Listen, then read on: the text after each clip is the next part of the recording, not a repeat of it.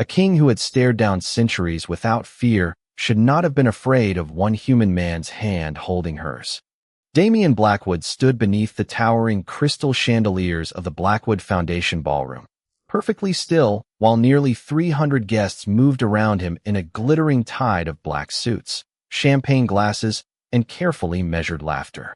At 6'3", dressed in a midnight black tuxedo, Damian needed no crown to announce what he was. Humans knew him as the reclusive billionaire behind Blackwood Holdings. The supernatural world knew better.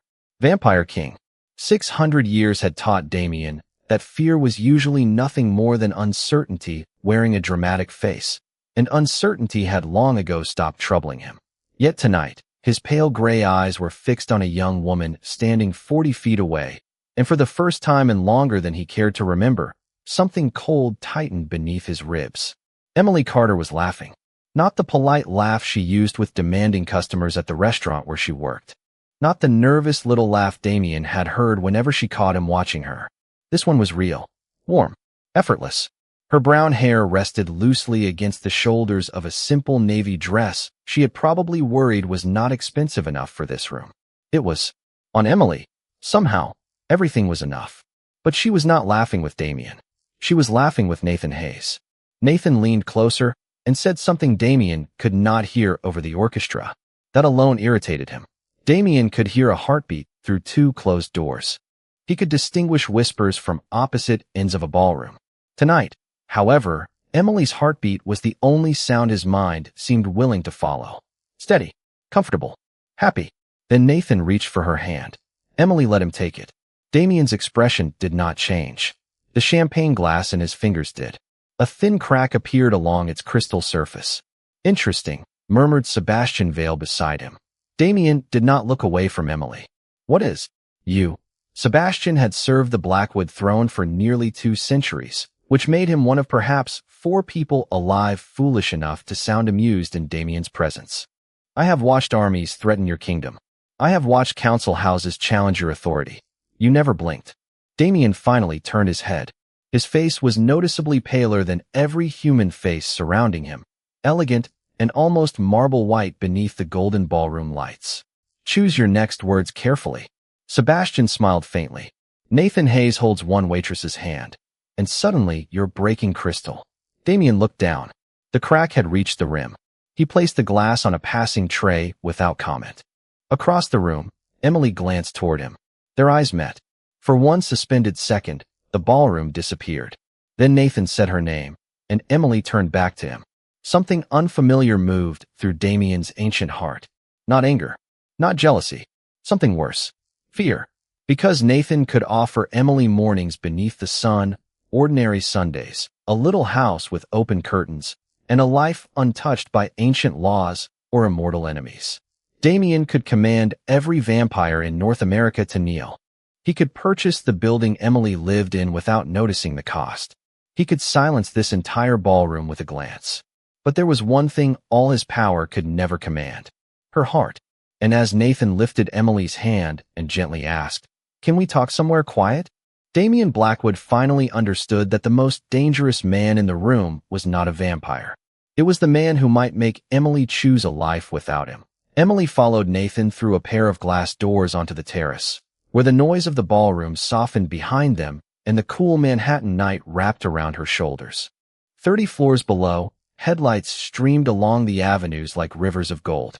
She folded her hands together, suddenly aware that Nathan was studying her with the same patient expression she remembered from high school. "You still do that," he said. "Do what?" "Pretend you are fine when you are worried." Emily smiled despite herself. "I have had plenty of practice." Nathan had known her before the overdue rent notices, before double shifts and worn shoes, before life became a calculation of how many dollars could survive until Friday. Back then, he had been the boy who carried her backpack when its strap broke and waited beside her after school when her mother worked late. Seeing him again should have felt strange. Instead, it felt familiar. "Safe. I heard about your mom," Nathan said gently. Emily lowered her eyes. "It has been a difficult year. You should have called me." "And said what?" "Hello, Nathan. We have not spoken in 8 years, but I am 3 weeks behind on rent." He laughed softly. "I would have answered." Emily believed him. That was the problem. Inside the ballroom, Damien stood exactly where she had left him. He could hear Nathan clearly now. Every word, every pause, every quiet change in Emily's heartbeat. He hated himself for listening, yet walking away proved impossible. Sebastian appeared beside him again. You could simply speak to her. Damien's gaze remained on the terrace. About what? Whatever has brought the king of our kind to the same restaurant 11 times in 3 weeks. Damien's eyes narrowed. Their coffee is acceptable. You do not drink coffee. Silence. 3 weeks earlier, Damien had entered Emily's restaurant after midnight because his driver had taken an unexpected detour around construction. He had intended to remain for 5 minutes. Emily had approached his booth carrying a chipped white mug and looked at his expensive coat, his exhausted expression, and the untouched menu. She had not recognized him. More importantly, she had not feared him. Long night? She had asked. Damien remembered staring at her, almost offended by the simplicity of the question. Nobody asked kings if they were tired. They asked for favors, protection, money, permission. Emily had asked whether he wanted pie. When Damien quietly said he had forgotten his wallet, testing whether kindness would disappear when payment did, she merely shrugged. Then the coffee is on me. He had returned the next night. Then again, Emily eventually learned his name, although not what he truly was. To her, Damien Blackwood was simply a wealthy, unusually pale man who appeared after closing hours and seemed terrible at ordinary conversation. Somewhere between those midnight coffees, something had changed. Damien had noticed the broken streetlight outside her apartment and ordered it repaired without telling her. He had learned which nights she walked home and quietly positioned security nearby. When her restaurant owner threatened to cut staff hours, an anonymous investment appeared 2 days later. Emily called each event unbelievable luck. Damien never corrected her. Now Nathan stood beneath the terrace lights, offering something Damien could not secretly arrange. "Come back to Boston with me," Nathan said. Emily froze. Damien did too. Nathan continued, "You deserve a fresh start, Emily." Her heartbeat quickened. "Boston? I have a job opening at my firm. Good salary. Benefits. Normal hours. You could stop surviving and start living." Emily stared across the city, silent for several seconds. Then she whispered the words Damien had never imagined hearing. "Maybe I should." The words followed Damien long after Emily and Nathan returned from the terrace. "Maybe I should." For ordinary syllables, spoken softly enough that no human inside the ballroom could have heard them, yet they struck deeper than any challenge Damien had faced in centuries. Emily came through the glass doors first. Her expression was thoughtful, almost distant, and Nathan walked beside her with the quiet confidence of a man who believed he had finally opened a door that had been closed for years. Damien turned away before Emily could catch him watching. "Leaving already?" Sebastian asked. "I have business." At midnight. Damien gave him one cold look. Sebastian wisely stopped smiling. Damien crossed the ballroom, and people moved aside before he reached them. They always did. Powerful executives lowered their voices. Vampire nobles inclined their heads. Nobody attempted to stop him. Then Emily stepped directly into his path. "Damien." He stopped. She held his gaze with those warm brown eyes that had never learned the proper response to a king. No fear. No careful distance. Just Emily. "You disappeared on me," she said. "I was leaving." Without saying goodbye, Damien searched for the detached answer he had used on diplomats, rivals, and council members for generations. Somehow none of them worked on a waitress earning tips beneath fluorescent lights. "You seemed occupied." Emily glanced toward Nathan, then back at him. Understanding flickered across her face. "Were you watching us?" "The terrace is visible from half the ballroom." "That was not my question." Damien almost smiled. Almost. She always did this. Everyone else heard authority in his silence. Emily heard avoidance. "Nathan is an old friend," she explained. "You owe me no explanation." The answer came too quickly. Her expression changed. "Right." One word. Quiet. Disappointed. She stepped aside. Damien should have continued toward the elevators. Instead, he noticed that Emily was rubbing her bare arms against the cold air drifting from the terrace doors. Without thinking, he removed his black coat and placed it around her shoulders. Emily blinked. "You just said I owe you no explanation." "You do not. But you are giving me your coat. You are cold. You are impossible. I have been called worse." That finally earned the smallest smile, and Damien felt the tension inside him loosen. Then Nathan approached. "Everything okay?" he asked Emily. Damien's gaze shifted to him. Nathan was human, perhaps 32, composed, well-dressed, and irritatingly sincere. There was no arrogance in his voice, no attempt to challenge Damien. That somehow made disliking him more difficult. "Everything is fine," Emily said. Nathan noticed the coat around her shoulders. His eyes moved briefly to Damien, then back to Emily. "My offer stands. You do not need to decide tonight." Damien's expression remained perfectly controlled. Emily nodded. "Thank you." Nathan touched her shoulder gently before walking away. Damien heard Emily release a slow breath. "What offer?" he asked. She looked at him. "I thought I owed you no explanation." There it was. The challenge. Damien had commanded kingdoms before America had a name. Yet this woman could defeat him with one sentence. "Emily." His voice softened. She studied his face for several seconds. "A job in Boston. Nathan thinks I should move." Damien already knew. Hearing her say it was worse. "Do you want to?" "I do not know." The ballroom seemed suddenly too bright. Too loud. Damien looked at the woman wearing his coat and understood something he had refused to name during every midnight coffee and every silent act of protection. Emily was not becoming important to him. She already was. "When would you leave?" he asked. 3 weeks. 3 weeks. To an immortal, it should have meant nothing. Yet Damien felt each second immediately begin to disappear. 3 weeks became 19 days before Damien understood that counting them was making everything worse. Emily returned his coat the following evening, neatly folded across her arms when he entered the restaurant at 11:43. The place was nearly empty. Rain traced silver lines down the windows, and an old song played softly above the counter. "Dry cleaned," Emily said, placing the coat beside his usual booth. Damien looked at it. "You did not need to do that. The receipt in the pocket said this thing costs more than my car." "You have a car?" Emily gave him a look. "That is what you took from that sentence." For the first time that night, Damien smiled.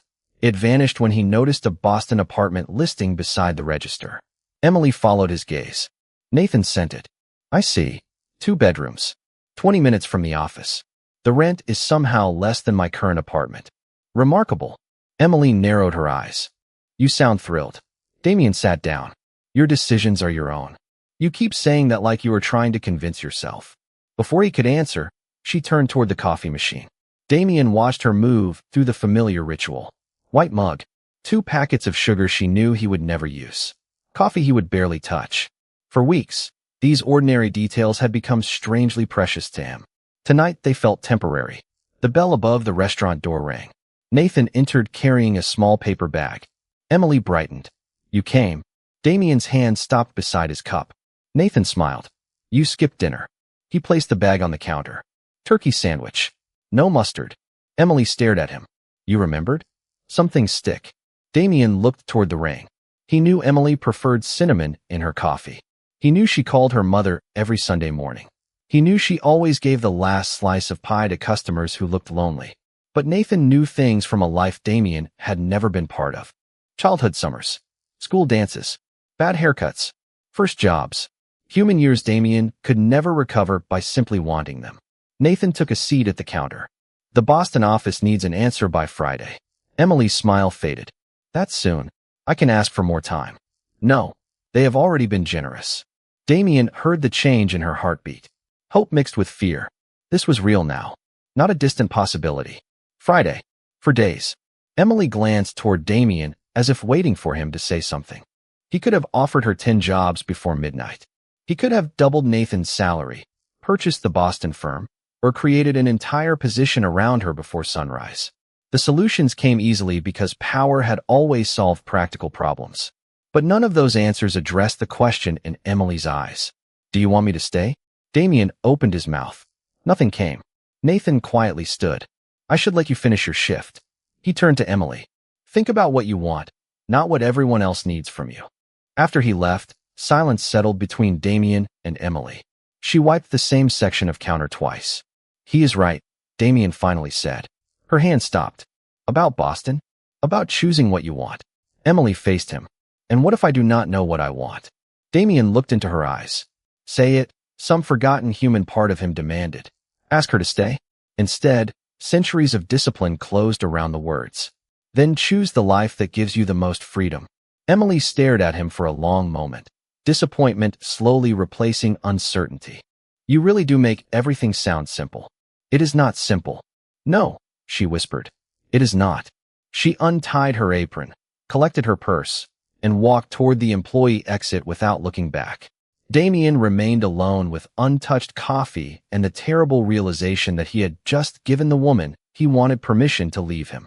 Emily did not see Damien for the next 3 nights. On the first night, she told herself she was relieved. On the second, she caught herself looking toward his usual booth every time the bell above the restaurant door rang. By Thursday night, the untouched white coffee mug behind the counter had begun to feel like an accusation. She hated that. Damien Blackwood had never promised her anything. He had never asked her to wait for him, never admitted that those midnight visits meant more than coffee, never even told her why a man with his money and influence kept returning to a 24-hour restaurant in Queens. Maybe she had imagined the connection between them. Maybe Boston was exactly what she needed. At 11:15, Nathan arrived carrying 2 train tickets and a hopeful smile. Before you panic, one is refundable. Emily stared at the tickets. You bought mine. Only so you would have the option. The train leaves Saturday morning. Saturday. Somehow seeing the date printed on paper made the decision feel frighteningly real. Nathan slid the ticket across the counter. You do not have to keep struggling here. Emily looked through the rain-streaked window. Everyone keeps telling me what I should do. Then forget everyone. Nathan leaned back. What do you want? Her answer should have been easy. Stability. A real salary. Health insurance. An apartment where the heater worked every winter. A life that did not depend on tips left beneath coffee cups. Instead, her mind produced pale gray eyes and a man who listened more carefully than he spoke. I do not know, she admitted. 12 miles away, beneath Blackwood Tower, Damien stood before a circular table surrounded by the oldest members of the Vampire Council. Silver candlelight reflected across stone walls that had existed beneath Manhattan long before the skyscraper above them. Lady Evelyn Cross placed a sealed document before him. You have missed 3 council sessions. I was occupied. At a diner? Damien's expression hardened. Nobody spoke for several seconds. Evelyn continued carefully. The human woman has become noticeable. The temperature in the chamber seemed to fall. Emily has a name. That single sentence changed every face around the table. Sebastian, standing near the doorway, closed his eyes briefly. Damien realized his mistake too late. Evelyn leaned forward. That is precisely the problem. There is no problem. There will be. The succession ceremony is in 16 days. Every ruling house will be present, and they are already questioning whether their king has developed a human attachment. Damien rose slowly. My private life is not council business. For an ordinary vampire, perhaps. For a king, everything becomes council business. Evelyn pushed another document toward him. It contained photographs. Emily leaving work. Emily entering her apartment building. Emily beside Nathan. Damien's calm vanished. Who authorized this? Nobody harmed her. That was not my question. His voice remained quiet, which made the room even stiller. Evelyn held his gaze. We needed to understand the risk. Damien looked at Emily's photograph and finally saw the danger he had refused to acknowledge. His attention had painted a target around the one person he wanted protected. She is leaving for Boston, he said. Good, Evelyn replied. The word landed with unexpected force. Let her go. It solves everything. Damien stared at the photograph. He had spent centuries protecting a kingdom by making impossible choices. This should have been another one. Simple. Necessary. Rational. Then Sebastian's phone vibrated. He checked the message, and his expression changed. My king. Damien looked up. What? Sebastian hesitated. Emily accepted Nathan Hayes's offer. She leaves Saturday morning. Silence filled the chamber. Damien had faced rebellions without trembling. He had watched centuries disappear without asking time to slow down. But now there were less than 36 hours before Emily left New York, and for the first time in 600 years, Damien Blackwood was afraid he had waited too long. Damien arrived at Emily's restaurant at 12:17 on Friday morning, but this time he did not enter. He remained across the street beneath the awning of a closed bookstore, watching rain shimmer beneath the streetlights. Through the diner window, Emily moved between empty tables, stacking menus and wiping counters as she had done every night since he met her. Her suitcase sat near the employee door. Small. Blue. One suitcase for an entire human life. Damien could cross the street. He could tell her everything. Stay? The word burned inside him. Then he remembered the photographs on the council table. Emily walking home. Emily outside her apartment. Emily smiling beside Nathan. His world had noticed her because he had noticed her first. Sebastian appeared beneath the awning. You have been standing here for 23 minutes. I am aware. Then go inside. Damien watched Emily laugh at something another waitress said. No. Sebastian stared at him. You crossed an ocean during a hurricane in 1894 because a council messenger was 6 hours late, but crossing 40 feet of wet pavement is suddenly impossible. If she remains near me, the council will continue watching her. Then protect her. Damien's jaw tightened. Protection is not the same as freedom. Sebastian fell silent. That was the truth Damien had been avoiding. He could surround Emily with guards, move her into Blackwood Tower, place every resource in his kingdom between her and danger, but the result would still be a human woman living inside the shadow of an immortal king. Boston offered something else. Distance. Normalcy. Sunlight. A future that belonged entirely to her. Damien crossed the street. The bell above the diner door rang when he entered. Emily looked up, and the relief that flashed across her face disappeared almost immediately. You came back. For a moment. She glanced at the suitcase. I suppose you heard. You accepted the position. I did. Damien nodded. Congratulations. Emily stared at him. That is all. Every instinct told him to stop. Instead, he forced his voice colder. What else would there be? Hurt crossed her expression. Quiet, immediate, unmistakable. I do not know. I thought maybe the last few weeks meant something. Damien could hear her heartbeat accelerate. His own remained unnaturally slow. Controlled. You misunderstood. The lie tasted bitter. Emily stepped back. The coffee. Convenient. The coat. Courtesy. Showing up 11 times. Damien held her gaze. Habit. Silence. Emily swallowed and looked away. Right. Of course. She reached beneath the counter and placed his usual white mug in front of him. Her hands did not shake, but something in her face had closed. Then I guess this is goodbye. Damien wanted to tell her that he knew the exact sound of her footsteps, that he had memorized the way she smiled before she laughed, that 3 weeks of knowing her had disturbed 6 centuries of certainty. Instead, he said, Boston will be good for you. Emily nodded once. Nathan thinks so too. Damien felt the words exactly where she intended them to land. He seems like a good man. He is. Then perhaps you should choose him. Emily went completely still. For one terrible second, Damien thought she might see through him. Then she removed her apron and folded it carefully on the counter. Maybe I will. She picked up her suitcase. Damien's discipline nearly broke. Emily. She stopped at the door, but did not turn around. He had one chance. One sentence could change everything. Stay? Choose me. Instead, Damien looked at the woman he loved and chose the pain he believed would keep her safe. Have a good life. Emily opened the door and disappeared into the rain. Sebastian entered moments later and found Damien alone beside an untouched cup of coffee. You lied to her. Damien stared through the window. I protected her. Sebastian's expression darkened. You should hope those are the same thing. Then his phone vibrated. He read the message twice. Damien. Something in his voice made the king turn. What now? Sebastian slowly lifted his eyes. Nathan Hayes met privately with Lady Evelyn 3 days before he offered Emily the job in Boston. Damien did not move for several seconds. The rain whispered against the diner windows while Sebastian held the phone between them. Show me. Damien read the message once. Nathan Hayes had entered Blackwood Tower through the private council entrance on Tuesday afternoon. No business appointment. No public meeting. Lady Evelyn had personally authorized access. Damien handed the phone back. Find out what they discussed. Already working on it. Damien looked toward the street where Emily had disappeared minutes earlier. The fear inside him changed shape. This was no longer about jealousy. Where is Emily? Her apartment, most likely. Make certain. Across Queens. Emily carried her suitcase up 3 flights of narrow stairs because the elevator in her building had stopped working again. She unlocked her apartment and found Nathan waiting outside her door with 2 cups of coffee. Rough night? He asked. Emily managed a tired smile. You could say that. Nathan noticed her expression. Blackwood. She looked at him sharply.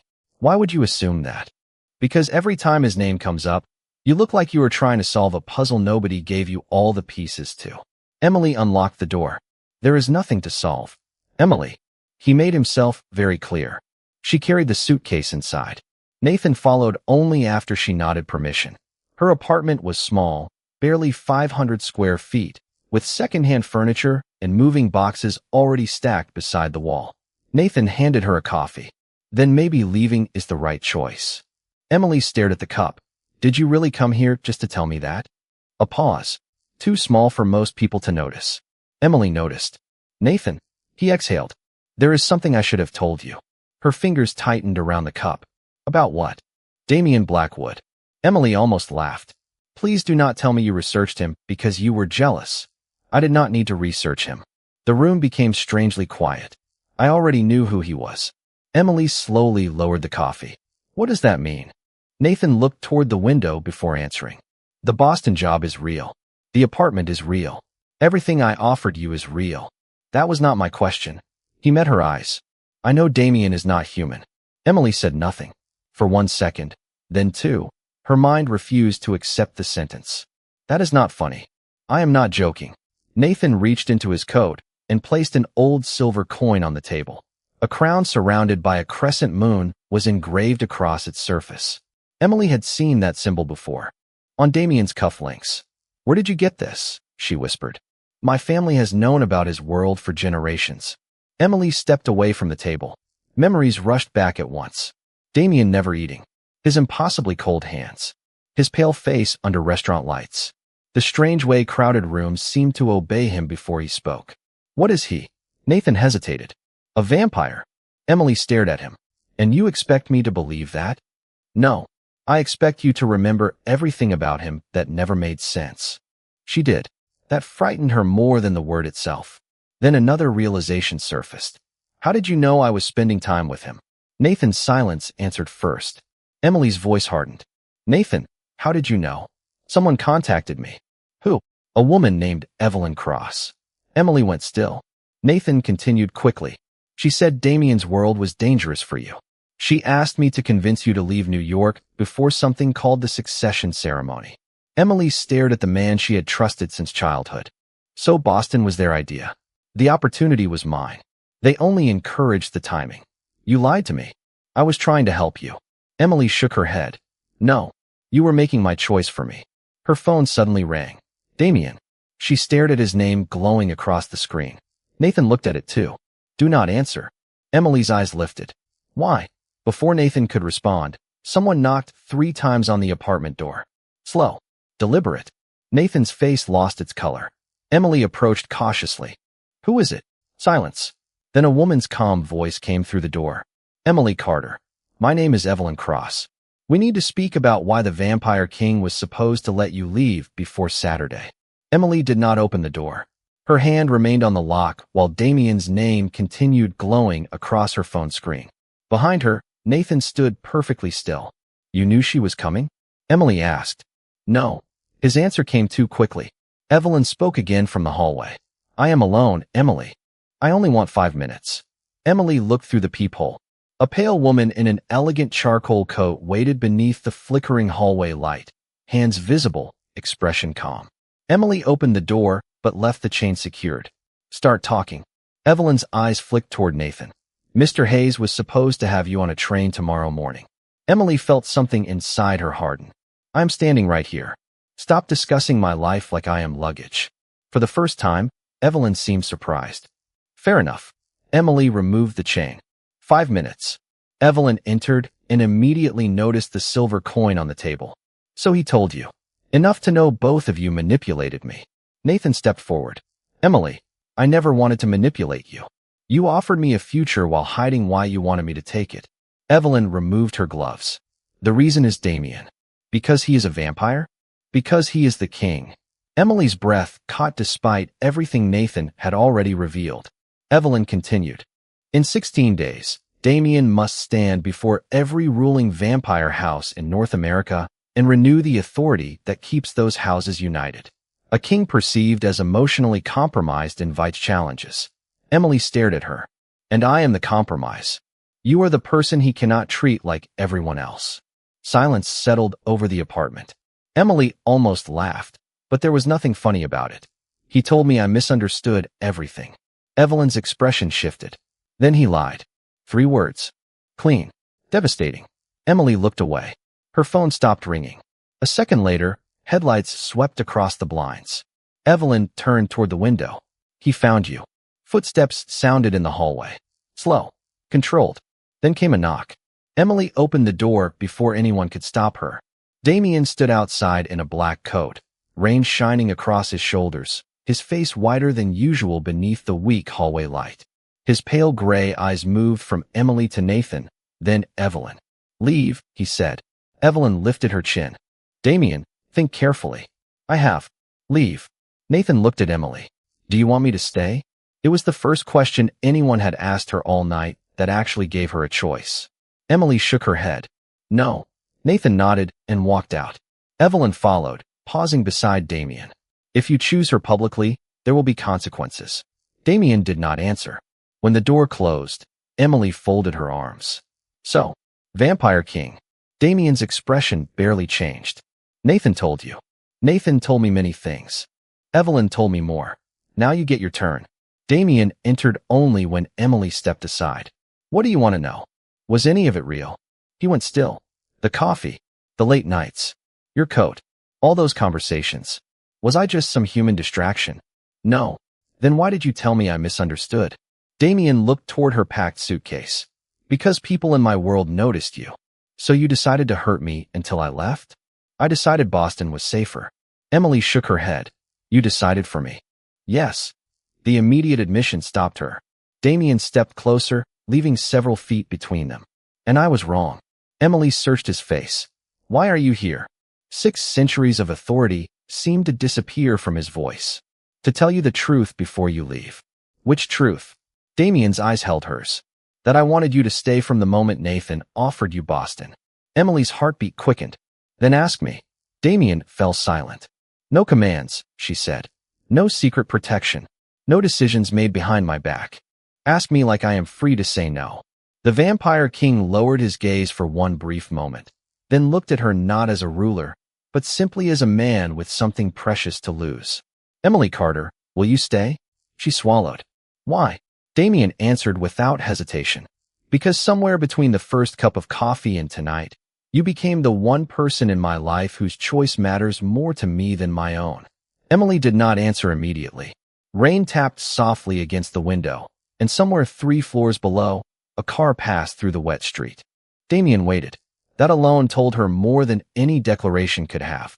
A king accustomed to instant obedience was standing inside her 500-square-foot apartment and giving a waitress all the time in the world to decide his fate.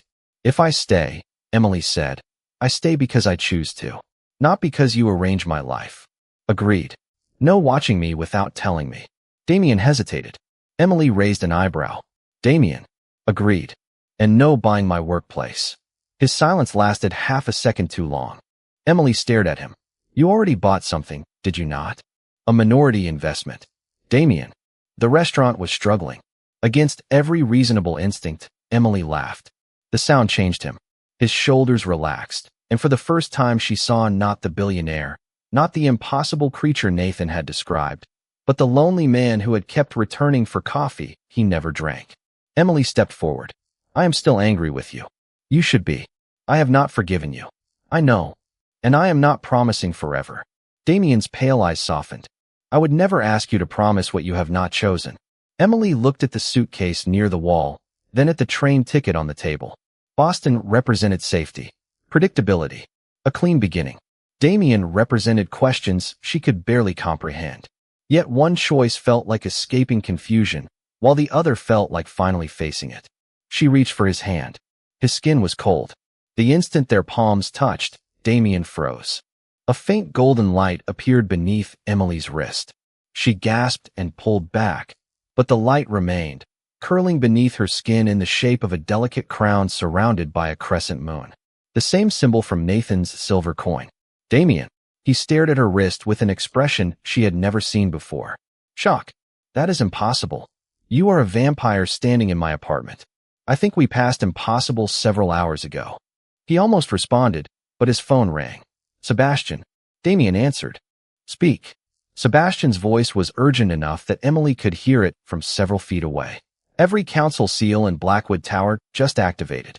Damien looked at Emily's glowing mark. Why? The succession records opened by themselves. There is a name appearing in the oldest registry. Damien became completely still. Whose name? A pause followed. Emily Carter. Less than 20 minutes later, Emily walked into Blackwood Tower beside Damien. She had expected a corporate lobby. Instead, a private elevator carried them deep below Manhattan into a vast stone chamber illuminated by silver candles. Evelyn stood there with Sebastian and more than 30 elegantly dressed figures. Every conversation stopped when Emily entered. Then the mark on her wrist brightened. One by one, the vampires lowered their heads. Evelyn went pale. No, she whispered. Damien stepped closer to Emily, but he did not touch her. Tell me what this means. Evelyn stared at the ancient symbol. That mark belonged to the human bloodline that helped establish the first covenant between our worlds. Emily looked around the chamber. My family, your mother's line, Sebastian said. It disappeared from our records more than 2 centuries ago. Evelyn slowly faced Damien. The succession ceremony cannot proceed without her now. Emily's heart pounded. Yesterday, she had been worried about rent and a job in Boston. Tonight, an immortal court was waiting for her decision. Damien turned toward her. You can still leave. The entire chamber reacted with stunned silence. Emily looked at him.